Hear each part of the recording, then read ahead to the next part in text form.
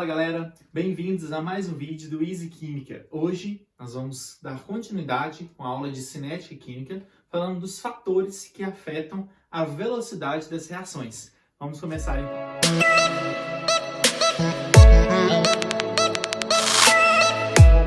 Hoje nós vamos falar dos fatores que influenciam na velocidade das reações. O primeiro deles é a temperatura. Só você pensar o seguinte, quando você coloca alguma coisa para reagir, algum composto para reagir, quanto maior a temperatura, você vai perceber que mais rápido você consegue transformar aquilo ali no produto que você quer. Até para você ferver uma água, para você cozinhar um alimento, quanto maior a temperatura, mais rápido você alcança esse objetivo, né? Então aqui, gente, e por outro lado, a gente pode pensar o seguinte, quando a gente coloca as coisas na geladeira, o que acontece com a temperatura? Ela diminui. Então, você evita que os alimentos estraguem, porque as reações, de apodrecimento, elas vão ser diminuídas por causa da temperatura que está mais baixa. Então, vamos olhar esse gráfico aqui.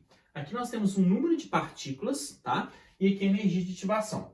Para que a reação aconteça, a energia de ativação, as partículas têm que alcançar isso aqui, ó, essa energia. Portanto, nós temos só essa fraçãozinha vermelha que conseguiu alcançar a energia de ativação e que se transformou em produtos, certo? Essa temperatura, vamos supor que isso aqui seja de 30 graus. E se a gente aumentar para 60 graus? O que acontece com essa curva? Aí vai acontecer isso aqui, ó. Perceba que você desloca a curva para frente. Olha, a energia de ativação é a mesma, que a reação é a mesma. Só que agora você vai ter o quê?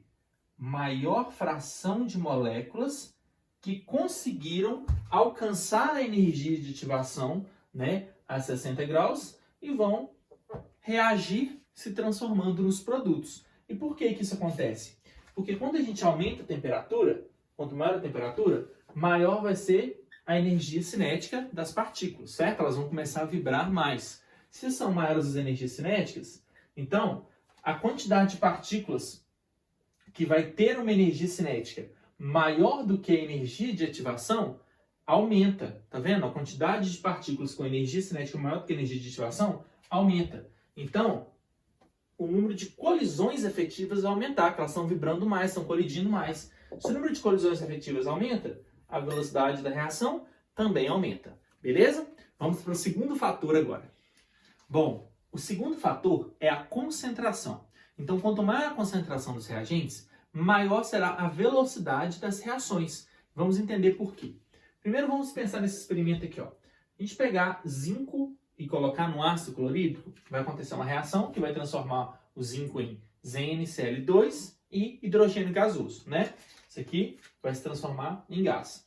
Então, o que acontece? Nós vamos ver, se a gente pegar uma mesma quantidade, tá? Vamos pensar que é a mesma quantidade de zinco que foi colocado, primeiro em uma solução de HCl, meio mol por litro. E depois em uma solução de HCl, 1 mol por litro. Olha o que acontece. Esse que tem meio mol por litro vai desprender as bolhas de hidrogênio, certo? Só que este aqui nós vamos perceber que a quantidade de bolhas de hidrogênio produzidas serão bem maiores. Por quê que isso está acontecendo? Olha só, quanto maior a concentração dos reagentes, maior vai ser a frequência das colisões que eles vão estar tendo, certo? Porque a energia cinética deles é maior. Você tem várias partículas lá dentro, então elas vão começar a se colidir mais. Maior o número de colisões. Se tem muitas colisões, a chance de você ter uma colisão efetiva para se transformar no produto é alta. Então vai aumentar o número de colisões efetivas e, portanto, a velocidade também será elevada, certo? Aqui nós temos um gráfico que está mostrando aqueles experimentos. Uma curva é o experimento A e a outra, o experimento 1 e a outra curva é o experimento 2. Como que a gente vai identificar qual que é qual? Primeiro, isso é a velocidade de formação do H2, não é isso? O H2 está sendo formado. Então, o que acontece? Não tinha nada no início, a velocidade dele, e foi aumentando até a velocidade ficar praticamente constante aqui, ó, de formação dele, O que está acontecendo, gente? Quando nós conseguimos chegar neste ponto aqui, perceba que a curva roxa chegou primeiro, certo? A curva verde chegou depois. Então significa que o verde ele demorou mais tempo, o tempo do verde, para conseguir alcançar a mesma velocidade final do que o roxo. Concorda comigo? Aqui é o tempo do roxo. Então qual que é qual ali? Vamos pensar.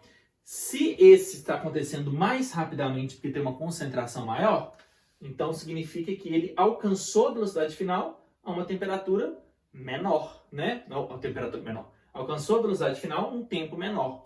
Então, o T roxo aqui, ó, que é o que vem primeiro, chega na velocidade final primeiro, é o mais concentrado, a temperatura de 2, certo?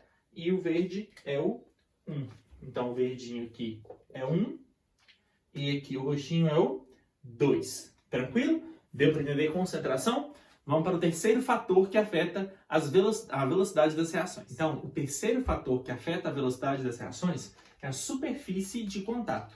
Vamos imaginar que você tem um bloco de ferro, né? Um bloco maiorzinho.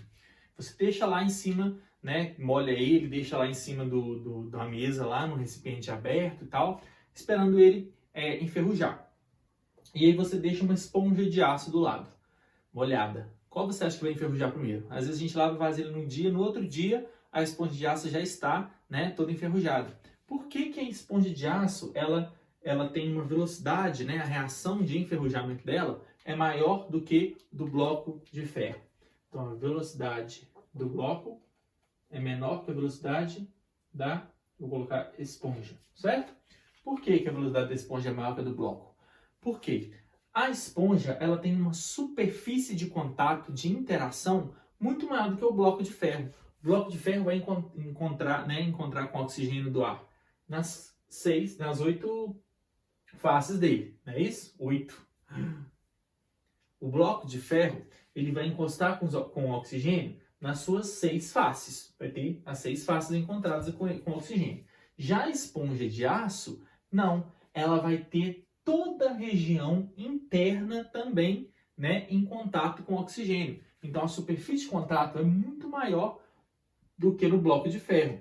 Se a gente pegar aqui, por exemplo, um comprimido efervescente inteiro e jogar a água, né, a 25 graus. Vamos frisar aqui que os dois experimentos são a mesma temperatura. Porque a gente sabe que a temperatura é maior, a velocidade é maior também. Então, se você joga um comprimido efervescente na água, concorda comigo que ele vai estar em contato com a água exatamente em volta dele só? Já se você joga um pozinho efervescente, cada partícula dessa vai ser envolvida pela água. Então a reação vai acontecer muito mais rápido, pois aqui nós temos uma superfície de contato muito maior. Imagina aquele mesmo comprimido, todo quebradinho, você joga. Cada pedacinho entra em contato com a água, diferente daquele ali que só em volta que entra. Por dentro não entra em contato direto com a água, né? Só quando ele for dissolvendo que ele vai entrar. Então a velocidade desse é bem maior, né? Então a velocidade do comprimido vou colocar do comprimido é menor do que a velocidade do pó. Então, gente, quanto maior a superfície de contato dos reagentes, certo? Maior vai ser o número de colisões efetivas. Mais colisões efetivas, maior será a velocidade. Tranquilo? Vamos imaginar aqui o quarto tipo, que é de fator que interfere, né? É a pressão. Galera, vamos imaginar que você tem uma reação acontecendo neste volume aqui. Aí você aperta esse êmbolo. Você vai apertar esse êmbolo aqui e ele vai se mover aqui para baixo e diminuir o volume. Então, você concorda comigo que agora você tem um espaço menor? Nós sabemos que PV igual a NRT. Ou seja, nós sabemos que quanto maior for o volume, menor é a pressão. Então aqui, ó, nós temos um volume elevado, certo? Então ele tem espaço para se movimentar. Portanto, a pressão é baixa. Nesse caso, nós reduzimos o volume, só que nós aumentamos a pressão. Então, se você tem mais pressão aqui, o que acontece? Aonde tem mais pressão, as moléculas vão estar vibrando mais, maior energia cinética. Se tem maior energia cinética, maior número de colisões efetivas. Se tem maior número de colisões efetivas, maior será a velocidade. Então, a velocidade da reação desse que tem um recipiente maior, né, um volume maior, ele vai ser mais devagar do que a velocidade do recipiente menor, porque aqui existe uma pressão maior. Quanto maior a pressão, né, menor o volume ali, menor o espaço para ele poder se movimentar, então ele vai colidir mais. Se colidir muito, aumenta a chance de colisões efetivas. Aumentou a chance de colisões efetivas, aumentou a velocidade da reação. Quinto fator e penúltimo, né, é a natureza dos reagentes. Gente, só você pensar, o sólido, a velocidade do sólido, de uma reação de algum composto sólido, é sempre mais lenta do que de um líquido, que é mais lenta que do gasoso. Por quê? Quanto maior o movimento das partículas, maior vai ser a energia cinética. Quanto maior a energia cinética, maior o número de colisões. Como maior o número de colisões efetivas, maior será a velocidade, né? Então o gasoso ele se movimenta muito mais, então a probabilidade de ocorrer colisões efetivas é bem maior. Beleza? Agora vamos para o último fator.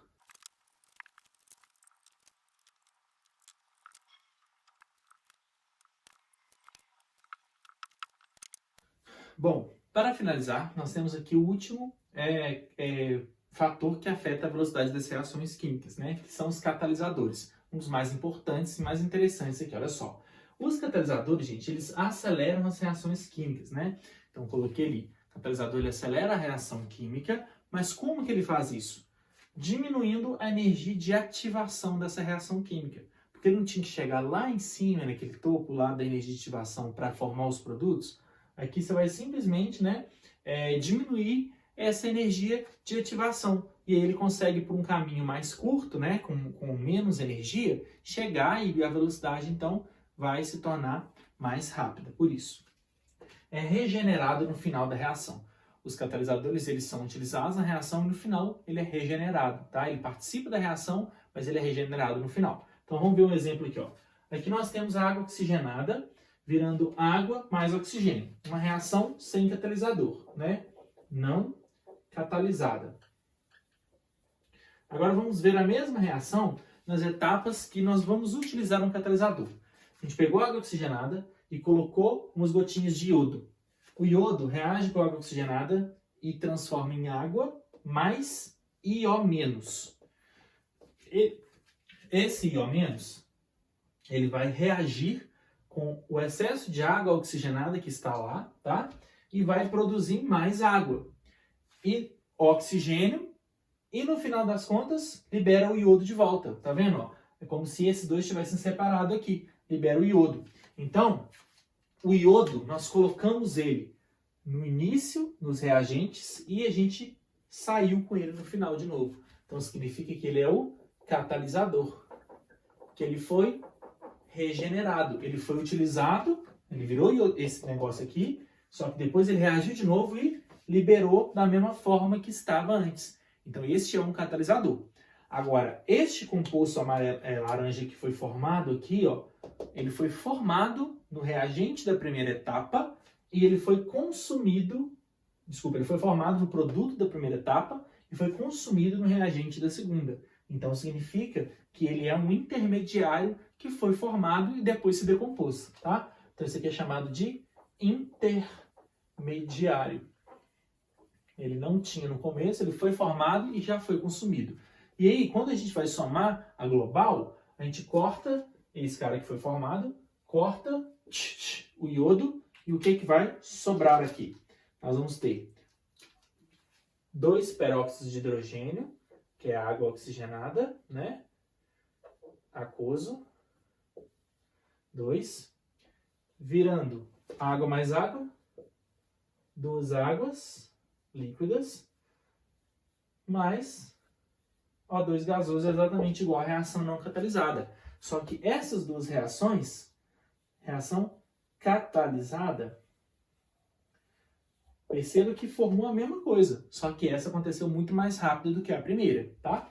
Então, por que ele faz isso, gente? Porque aqui, ó, você tinha a energia de ativação daqui do reagente até o complexo ativado lá em cima para a reação acontecer. Só que ela propôs 2 novos caminhos, as 2 etapas, de forma que aqui você tem a energia de ativação da etapa 1 e aqui você tem a energia de ativação da etapa 2. Percebam que elas são bem menores do que o caminho original, por isso que a reação acontece mais rápido, pois ele propõe um novo caminho com menor energia de ativação. Tranquilo? Aí geralmente a gente representa todas as etapas em uma só. Aí você só fala isso aqui, ó. Aqui nós temos a curva laranja, a reação catalisada, porque tem menor energia de ativação e foi mais rápido, né? E aqui de azul nós temos a reação não catalisada, que aconteceu mais rápido, né? Então a gente sabe que a energia de ativação da reação com catalisador será sempre menor que a energia de ativação da reação sem catalisador. Beleza? Espero que vocês tenham gostado dessa aula e nós vamos continuar com as próximas matérias de cinética nos próximos vídeos. Não perca, se inscreva no nosso canal, ative o sininho para não deixar de fora nenhuma aula, para você não perder nenhuma aula, e convide seu amigo, marque ele, compartilhe esse vídeo se você gostou. Muito obrigado por assistir e até a próxima.